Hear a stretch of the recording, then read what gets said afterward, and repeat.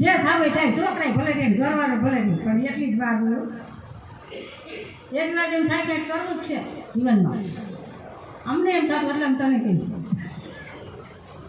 અમે ક્યાંક ભજન સાંભળવા જાય ને કે નો શું થાય કરવું જ છે. પલોઠભાઈને બે જાય એકથી રહી ત્યાં બીજા દી તો થાકી જાય. એટલે નવરા પડો ને ત્યાં કઈ આપણે સમાધિ ચડવાની જરૂર નથી. સમાધિ આપણામાં આવે પણ નહીં. પણ આ તો આમ થાય ટેકર લઈને ગમે એ રીતે બેહો ને તમે તમારા વિચારજો. આ એકાબીજીને ઘીરે જવામાં કાંઈ ટાઈમ બગાડવામાં ખોટો અને કાંઈ નહીં આવે. અહીંયા બધી મળે છે ને. અહીંયા તમારે 8 દિન 8 દી મળે, મહિને મળે ને એકાત્ર આવું તોય મળે. જેની તમે ઘીરેથી ઈચ્છા કરો ને સંકલ્પ કરો કે કોની ઘીરે જાઓ તો અહીં મળી જ જાય, અથવા તમારી જ ઘીરે આવે સંકલ્પ સીધો. તો તમે કોઈ અખતરો જ નથી કર્યો, ઈચ્છા થાય એટલે આવું પડ્યું. બોલી બિચારી રાવણ ટાઈમ ન રહેવા દે. આમાં બધું થાય એવું છે, કાંઈ ન થાય એવું નથી. તમે સંકલ્પ કરો ને તમારી ઘીરે આખા દિન ગમે ત્યારે આવે કોક દિન અખતરો કરજો, દોડતી નહીં. સુરતા ધરીને સાંભળો કે ધૂનની ગગનમાં ગાજે. પણ ક્યારે ગાજે કે નુરત સુરતની સાધના. નુરત છું સુરત છું આ બે એની ટીકાની બાજી છે. આમ તો એક જ છે, પણ આમ જો અત્યારે આપણે આંખમાં જોઈએ તો નુરત છે, પાછળ હુઈ જાય ને એટલે પાછળ વહી જાય એટલે સુરત છે. એક જ મુદ્દો એક છે, પણ સિક્કા જેમ બે બાજી છે, બે બાજુ અલગ અલગ છાપ છે ને એમ, એટલે બે એક જ છે ને. નુરત સુરતની સાધના કે પ્રેમી જનને પાવે. પ્રેમના ઉપર તો બધાય ભાર મેળો છે, બધાય સંતોએ ભાર મેળો છે. ભલે દુશ્મન હોય તો પ્રેમ રાખો. કેમ દુશ્મન હોય ને આપણા આંગણે આવ્યો ને ત્યારે દુશ્મન નથી હોતો, ત્યારે એને પ્રેમથી જ બોલાવો. પછી તમારા હગા ભાઈ બહેન આવ્યા કેમ તમે જમાડવાનું પૂરી કરો હે? તો એ દુશ્મન આવ્યો તેથી મરી ગયેલો તો જ આવે, પણ આવી ગયું. એક ભજને ગાય છે રામને કે ભેર દુશ્મન આવે તો આપણે ભેર થઈ જઈએ. ઘણ સંતોએ ગાય ને એટલે કાંઈ બાકી જ નથી. કઈ તમે બેઠા બેઠા વિચાર કરજો કેટલાય ભજન કરી આવશે નહીં ઠેક જાય. વર્ષો પહેલાં એમ કહે છે ને એ પણ આવી ગયું. કેમ જેવો પ્રસંગ હોય ને આપણે તો એવું જ કરી આવે. તમને ક્યારેક દુઃખ હોય ને ઉપાધિની ચિંતા હોય ને તો એવી કરી આવે. વિશાળ ઓલો ડાયર કોનો કેવો સમૃદ્ધ છે, આમાં જેવું હોય એવું મેલે છે. જો પણ જો આપણે સાણા હોય ને તો આ ભાનુબેન કીધું સાણા છૂટતા બાય, પણ એને કોઈ ન માને. ઓલી છૂટતા કે બેહીને તોય ઓલી ઉપડે નગર એને ધીરે જ આવવાનું હોય. પણ એ શાન કરે પણ આપણે એની શાનમાં સમજતા નથી. અને જો એની શાનમાં તમે સમજી જાઓ તો તમારે ક્યાંય જાવું આવું કાંઈ પડે તો ભોળવું ન. નુરત સુરતની સાધના કે પ્રેમી જન કોઈ પાવે. આમાંય પ્રેમ જેમ જેટલા સંતો છે ને પ્રેમ ઉપર બહુ જ ભાર મેળવ્યો છે. કૃષ્ણ ભગવાન ગોપી થયું ને એ પ્રેમ મેળવ્યો. કાંઈ એને જ્ઞાન આપણી જેમ હતું જ નહીં, ખાલી એક એને પ્રેમ જ હતો. પ્રેમ સિવાય કાંઈ નહીં. ઓધવજી એને જ્ઞાન દેવા જાય ગોપીઓ કે કૃષ્ણ કે તું આવ્યો ને તો ગોપીને બહુ દુખે છે, લાઈ જ્ઞાન દે. એ કે કૃષ્ણએ મને મોકલ્યો. કોણ કૃષ્ણ કે? કૃષ્ણ તમારે ભેગો જ છે, એક ક્ષણ નો કોનો પડ્યો.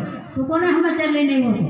ગોપી બધી એમ નહીં કરો, જેની ઘેરે જાય બધી એમ કે હારું આ શું લીધું, હું તો આ બધી જ્ઞાન દેવાયું છે, આ કે અમારે ભેગો છે. તે બાપુએ કીધું ને બોલ કે તું આ ખોડિયાલ ખરી મૂસા તો આ પાડી હવે ખોડિયાલ ગોતવા જવી પડે. હવે ઓલો ઓધવજીઓને બતાવાયું કે કૃષ્ણએ તમને મન મોકલી કે ગોપી જ્ઞાન દેવા. બોલી કે કોણ કૃષ્ણ? કૃષ્ણ મને ભેગો છે. ઓલા બિચારાને ખોટું પડ્યું. એટલે પ્રેમ સિવાય કાંઈ નહીં થાય. નિરાય તે સત્સંગથી પ્રેમ છે ગાય, પ્રેમ વિના કોઈ આવે નહીં. તમારે જ્યારે પ્રેમ છે ને ભાવ છે ને તો જ કોક આવશે, કોઈ ન આવે. કોકને આપણે ગમવું તો જોઈને તો કોક આવે, એમ ન પણ આવે. અંધારું ટળે કે એની આંખનું તો નૂર નજરમાં આવે. આપણે એક આડો પડદો જ છે, પડદો દૂરે હટાવ્યો હતો ને તેથી આપણે નૂર નજરમાં આવી ગયું. પણ પાછો પડદો આવી ગયો એટલે નોખા મહિને પાછો પૃથક વાંચવા નહીં ગયા. નકર એક જ છે એમ કીધું એ સત્ય છે. પણ હવે એક છે તો કેમ છે અને એક એનું કાર્ય એક છે તો કેમ છે. જ્યાં લગી આપણને આપણો અનુભવ નહીં થાય ત્યાં એકની ખબર નહીં પડે. સાંભળશું એટલે કહીશું ખાલી આ કેવા પૂછ્યું એક જ છે તો એક હોય તો કાંઈ હોય કરવાનું કાંઈ ન હોય. આરે કે સંદેશો સતલોકનો આ સંદેશો સતલોકનો એને ભીમ સાહેબે ભેજ્યો. ભીમ સાહેબે પત્ર લખ્યો ગુરુએ પ્રેમનો કે જીવન લગ્ન કરીને લીધું. આપણે લગ્ન કરીને જ લીધું. સદગુરુ ચરણમાં આપણે ગયા ને તેથી સુરતી સંબંધના લગ્ન કર્યા ખબર છે ને.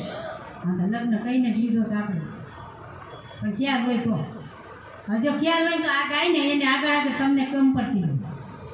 આપ કેવું ન પડે આગળ તમને ગમ પડતી જ જાય કાંઈ એટલે કાંઈ અમને ચર્ચા ન થાય. આના પછી આજ આવશે ને ખબર પડી જ જાય.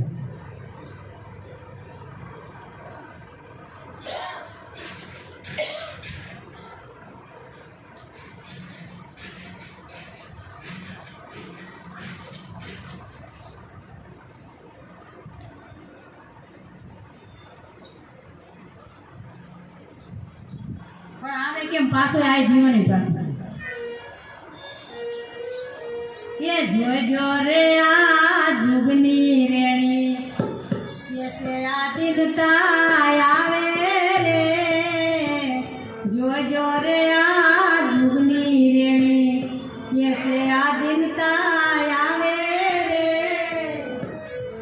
કે કપટ ભ્રમણા દૂર કરો તો સારી દેવ રામ દેખાવે રે જોજો રે આ જુગની રેણી કે આધીનતા આવે રે આધીન હોય તો સેવકો સુરોવે ગુરુ ગમ જ્ઞાન બતાવે રે કે આધીન હોય તો સેવક સુરોવે ગુરુ ગમ જ્ઞાન બતાવે